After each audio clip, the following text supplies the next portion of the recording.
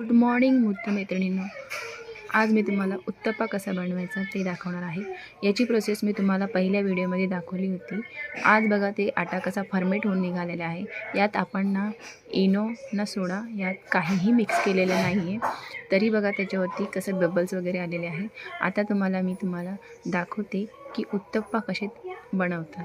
त्याची उत्तप्पा बनवण्यासाठी समजा तुमच्या उत्तप्पावर छान अशी जाळी निर्माण झाली तर समजून घ्या तुमचा बॅटर हा परफेक्ट फॉर्मेट झालेला आहे। तवा हा गरम झालेला आहे।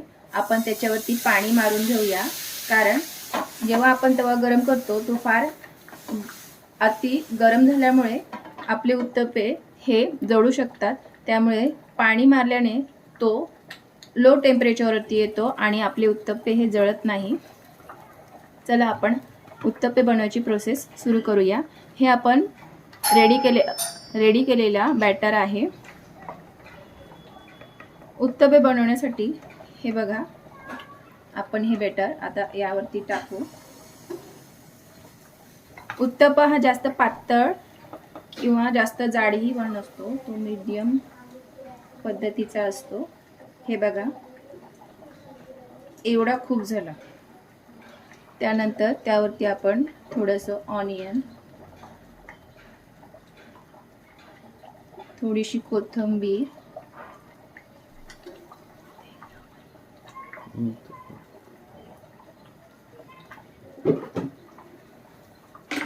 आणि थोडंसं तूप घालूया। तूप घातल्याने कसं उत्तप्प्याला उत्तम अशी चव येते।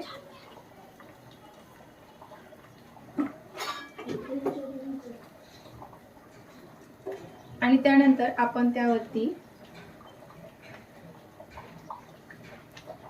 झाकण ठेवणार आहोत।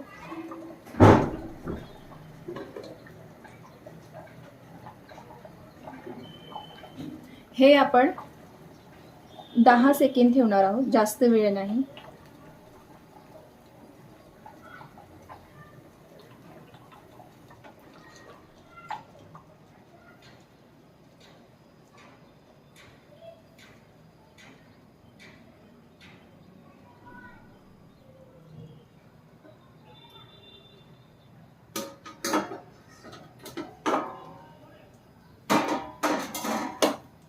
हे बघा, आपल्या उत्तप्प्यावरती कशी छान अशी जाळी आलेली आहे।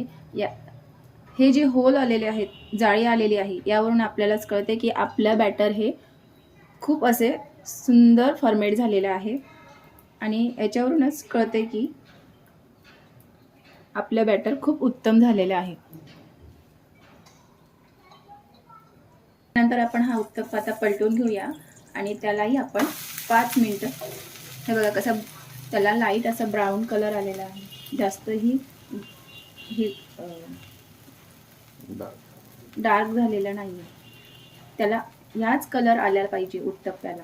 त्यानंतर तो पलटून घ्यायचा आहे आणि आता आपण 5 सेकंद, फक्त 5 सेकंद ठेवणार आणि त्यानंतर आपण आपला उत्तप्पा रेडी।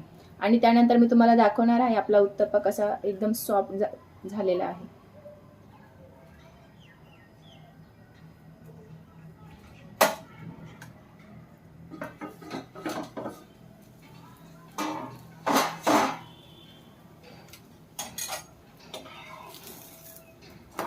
हे बघा,